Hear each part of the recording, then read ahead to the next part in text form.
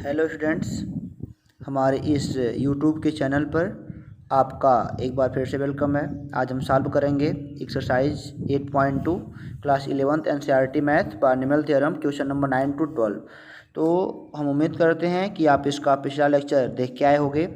तो देखते हैं क्वेश्चन नंबर 9 कह रहा है 1 + a⁴m + n के प्रसार में सिद्ध करो कि a⁴m व a⁴n के गुणांक बराबर हैं। ओके, तो क्या करना है स्टूडेंट, आपको a⁴m का पहले निकालना है गुणांक इसी से, और इसी की सहायता से a⁴n का गुणांक निकालना है। ओके, और दोनों को बराबर दिखाना है। तो गुणांक निकालना आप तो अच्छी तरीके से जानते हो कैसे निकलता है।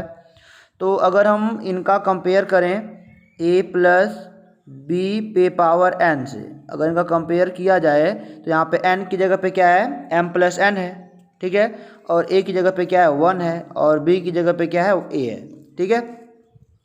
तो हम जानते हैं कि मान लेते हैं कि r + 1वां पद के गुणांक में यही आता है, तो वही मान लिया गया। तो r + 1वां पद निकाला गया तो m + n/r। अब यहाँ पे चूँकि n होता था, n की जगह पे क्या है m + n है, तो m + n/r, और a की जगह पे 1 पे पावर क्या, इसमें से a वाला घटाया जाता है तो m + n - r, ठीक है ना, इसमें से घटा दिया और यहाँ पे a पावर लग जाता है। ओके, तो आप देख रहे हो यहाँ पे कि अगर हमको a⁴m का गुणांक चाहिए तो यहाँ पे r का जो मान है वो m के बराबर होना चाहिए। तो आप यहाँ पे लिख सकते हो कि a⁴m = वगैरह वगैरह, ठीक है ना, आप लिख सकते हो वहाँ पे। तो कंपेयर करोगे तो r का मान m के बराबर आना चाहिए। तो r का मान जब m के बराबर आ जाएगा तो a⁴m का गुणांक कितना बचेगा, केवल यह वाला टर्म, ठीक है ना, m + n/r। तो हम कह सकते हैं a⁴m का गुणांक m + n, और c r की जगह पे m लिखना है तो m लिख दिया, ठीक है ना। इसी प्रकार a⁴n का निकाल लिया। आगे चलते हैं। इसी प्रकार a⁴n का निकाल लिया स्टूडेंट। तो आप क्या देख रहे हो, हम यहाँ तक लगाते लगाते आ गए, सेम वही प्रोसेस है। चूँकि हमने यहाँ पे देखा कि r का मान n के बराबर होना चाहिए, तो r का मान n के बराबर किया तो पाया कि जो एक इसका गुणांक आया m + n/n आया। अब हमको देखना है कि क्या दोनों गुणांक बराबर हैं। तो आप देख सकते हो, हम अकॉर्डिंग टू क्वेश्चन a⁴m का गुणांक = a⁴n का गुणांक, a⁴m का गुणांक कितना है और a⁴n का गुणांक कितना है, ठीक है ना।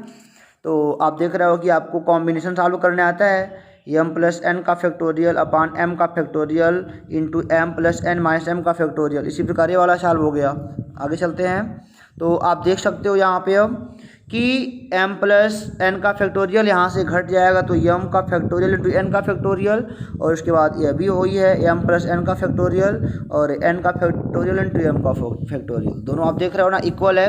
तो इस प्रकार हमने a⁴m व a⁴n का गुणांक बराबर देखा, तो हमने कहा यह क्या होता है, प्रूव होता है। तो चलते हैं नेक्स्ट क्वेश्चन पे। तो हमारा नेक्स्ट क्वेश्चन है स्टूडेंट, देख सकते हो क्वेश्चन नंबर 10। यदि x + 1⁴n के प्रसार में r - 1वां पद, rवां पद और r + 1वां पदों के गुणांकों में 1:3:5 का रेशियो है, तो n व r का मान बताना है, ठीक है ना। तो आपको सबसे पहली बात यहाँ पे समझना है कि जब यहाँ पे हमने tr + 1वां पद निकालना चाहा था तो फार्मूला क्या लगा था, n/r a⁴n - r b⁴r। तो यहाँ से देखा गया कि इनमें से एक घटा दिया गया, इनमें से जो r + 1 था उनमें से घटाया गया, तब ये r बना, ये घटा, ठीक है ना। ये तो समझ रहे हो। अब मान लो बच्चों यहाँ पे tr हो गया, तो अब इसी r में से फिर ये क्या करेंगे, घटाएंगे, ठीक है ना। क्या करेंगे, इसी r में से फिर एक घटाएंगे तो हो जाएगा n/r - 1, और हो गया a n- से पूरा घटता है और b⁴a पूरा लग जाता है, ठीक है ना। इसी प्रकार tr - 1, फिर वही प्रोसेस एक घटाने का, r - 1 से एक घटाएंगे r के लिए, a वाला टर्म, ठीक है। देख सकते हो आप, ये वाला टर्म हमको यही देखना है, यहाँ से एक घटाना है, ठीक है ना। फिर वही यहाँ पे घटा देना है कि n - a r - 2 हो जाएगा इंटू b⁴r - 2। इनको सॉल्व करने पर यहाँ तक क्लियर है। अब आप इनको सॉल्व करोगे तो देख सकते हो कि अब यहाँ से कंपेयर करोगे तो a का मान x आएगा, यहाँ से कंपेयर करोगे तो a का मान x आएगा और b का मान 1 आएगा, ठीक है।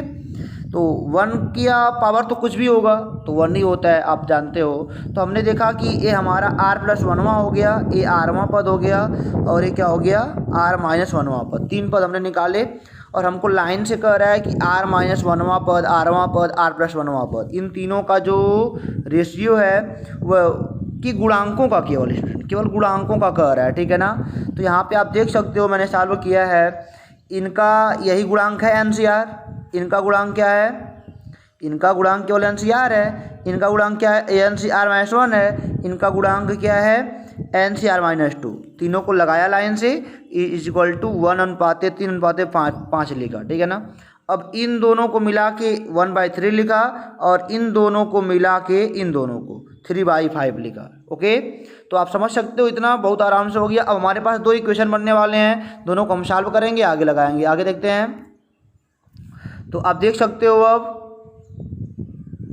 कि उन्हीं को हम सॉल्व कर रहे हैं। Factorial n factorial r-2 n -r+2, ये चीज यहाँ के बदल गया, ठीक है ना। इनको सॉल्व किया है स्टूडेंट, तो सॉल्व करने के बाद आप देख सकते हो कि दोनों को सॉल्व किया, यहाँ तक आए, ठीक है ना। दोनों को सॉल्व करने का तरीका आप जानते हो भली भांति, कि हमको फैक्टोरियल ख़त्म करना होता है। फैक्टोरियल हमने यहाँ पे ख़त्म कर दिया, ठीक है। थोड़ा पेज बड़ा करते हैं, ठीक है। अब देखो ज़रा, तो आप देख सकते हो कि यहाँ से अब देखो r-1 का फैक्टोरियल, ये मतलब कि पहले का चौथा होता है, दूसरे का तीसरा होता है, मल्टीप्लाई कर दिया। यहाँ भी वही काम, पहले का चौथा, दूसरे का तीसरा, केवल गुणांकों का हो रहा है स्टूडेंट। आप सॉल्व किए, सॉल्व करके यहाँ तक आए, ठीक है ना। तो आपने दोनों समीकरणों को सॉल्व किया, तो देखा कि r का मान 3 आ गया, और r का मान 3 आ गया, और n का मान कितना आ गया, 7, क्योंकि 2 इक्वेशन मिल गए, दोनों को सॉल्व किया गया। हमारे पास चूँकि 2 इक्वेशन मिल गया ना, a वाला और a वाला, 2 इक्वेशन 2 मान है, दोनों को सॉल्व कर लिया गया। n का मान 7 आ गया, r का मान कितना आ गया, 3 आ गया, ठीक है। इसी प्रकार हम चलते हैं क्वेश्चन नंबर 11 पर। अब 11 देखिए क्या कहता है। क्वेश्चन नंबर 11 कहता है स्टूडेंट, 1 मिनट रुकिए, जूम कर दें। देखिए क्वेश्चन नंबर 11 कहता है, सिद्ध करो कि 1 + x⁴ के प्रसार में x⁴n का गुणांक, और 1 + x⁴n के प्रसार में x⁴n के गुणांक का 2 गुना होता है। केवल गुणांकों की बात कर रहा है, ठीक है। तो कोई बात नहीं सर, कर लेंगे, देखते हैं। तो माना हमने कहा कि अब गुणांक कह रहा है, तो इसके प्रसार में मान लो x⁴n आता है। यहाँ तक आप तो भली बात समझते हो।